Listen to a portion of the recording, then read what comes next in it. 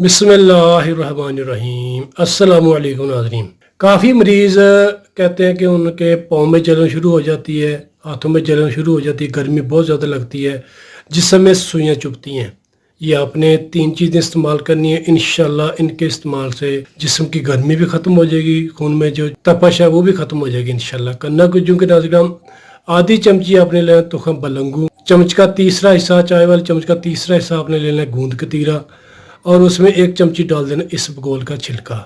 رات کو 1 گلاس دودھ میں یا پانی میں یہ تینوں چیزیں بھگو دیں، دوسرے دن صبح خالی معدہ اس کو اچھے طریقے سے پھینٹ لیں، یعنی کہ ہلا لیں، اور اس میں حسب ذائقہ کوزہ مصری، شہد یا چینی ڈال کر صبح خالی معدہ آپ نے پی لینا ہے۔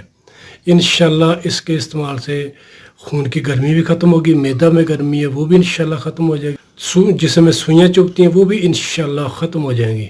شکریہ۔ تو ناظرین ویڈیو کو لازمی شیئر کیجیے گا، دعا میں یاد رکھیے گا۔ فی امان اللہ۔ السلام علیکم۔